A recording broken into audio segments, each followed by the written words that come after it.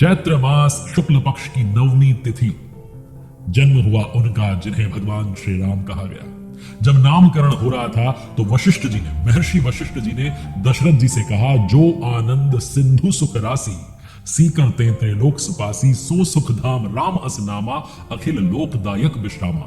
जो आनंद के समुद्र हैं, सुख की राशि हैं, जिस आनंद सिंधु के एक कण से तीनों लोक सुखी हो जाते हैं, जो लोगों को आनंद देने वाले हैं, सुख के धाम हैं, आपके सबसे बड़े पुत्र का नाम राम है। जब चैत्र मास की शुक्ल पक्ष की नवमी तिथि को प्रभु का जन्म हुआ तो ये जो आनंद था ये व्यक्ति से शुरू होकर के प्रकृति तक चला गया। कहते हैं सरयू जी का जल बढ़ने लगा, पवित्रता उसमें आने लगी, वृक्षों में फल आ गए, तालाब भर गए, न ज्यादा धूप थी न ज्यादा ठंड थी, वातावरण वातानुकूलित हो गया, मौसम जो था वो वातानुकूलित हो गया। ये प्रभु श्री राम का स्वरूप है जिसने पूरे संसार को प्रकाशित कर दिया। कहते हैं कि अयोध्या में 1 महीने तक रात्रि नहीं हुई, सारी तिथियां दुखी हो गई कि प्रभु ने हमारे दिन क्यों नहीं जन्म लिया, यहां तक कि काल की गति रुक गई। फिर 1 महीने में कहते हैं सारी तिथियां आ गई, सब प्रसन्न हो गए। शुक्ल पक्ष ने कहा कि भगवान ने मेरा पक्ष लिया, मुझ में जन्म लिया। कृष्ण पक्ष को लगा कि मैं अभागा रह गया, तब प्रभु ने कहा कि चिंता मत करो, द्वापर में जब कृष्ण अवतार में आऊंगा तो कृष्ण पक्ष में अवतरित हो जाऊंगा, लेकिन तुम्हारे सुख के लिए अभी दिन में रात्रि किए देता हूं। अयोध्या के नगरवासियों ने इतनी रंग गुलाल उड़ाई कि धरती पर सूर्य का प्रकाश नहीं पहुंच पाया।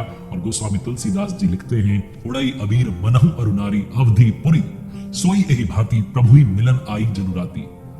भगवान जब आए तो इतना आनंद आया कि रात्रि भी उसमें सम्मिलित हो गई।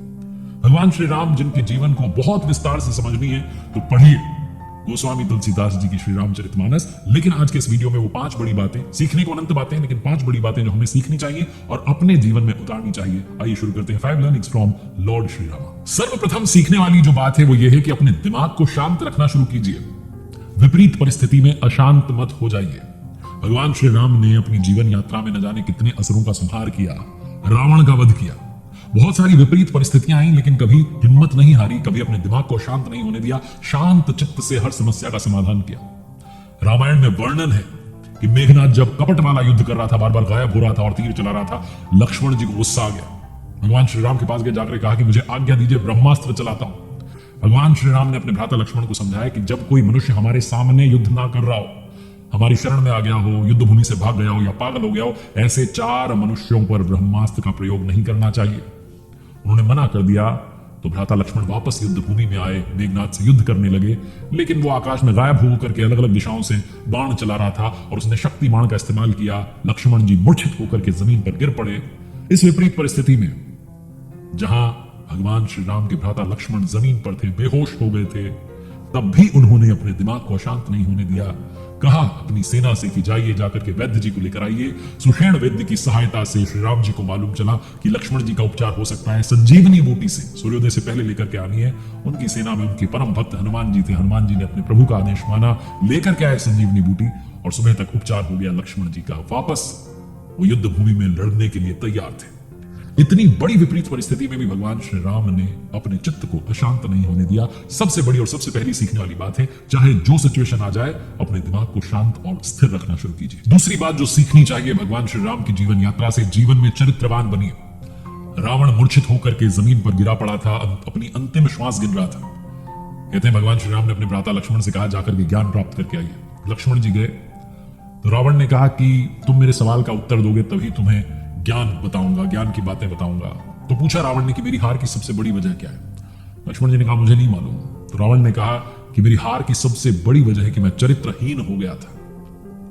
मैंने पर स्त्री को गलत निगाह से, गलत नजर से देखा था, गलत भाव से देखा था। मोह, वासना, लोभ, निंदा ऐसे अवगुणों के चक्कर में आ गया था। लेकिन तुम्हारी जीत हुई, इतनी विशाल मेरी सेना को तुमने हरा दिया क्योंकि तुम, तुम्हारे भैया, तुम्हारी सेना सब चरित्रवान है। यह भी कहा रावण ने कि अपनों का साथ बहुत आवश्यक है। मेरा विभीषण मुझे छोड़कर चला गया, तुम अपने भैया के साथ खड़े रहे। तो जो सीखने वाली बात है दूसरी वो ये है कि हमेशा अपने कैरेक्टर को आगे रखिए, हमेशा मर्यादा में रहिए, संयम में रहिए, चरित्रवान बनिए, चरित्रहीन नहीं। अपनी मर्यादाओं में रहकर पुरुषों में उत्तम आचरण करता है, वही तो बनता है मर्यादा पुरुषोत्तम। प्रभु श्री राम ने कभी अपनी मर्यादा का उल्लंघन नहीं किया। जिस किरदार में जिए, भाई बनकर जिए, बेटे बनकर जिए, पति बनकर जिए, कभी अपनी मर्यादा का उल्लंघन नहीं होने दिया। इसीलिए उन्हें मर्यादा पुरुषोत्तम श्री राम कहा जाता है।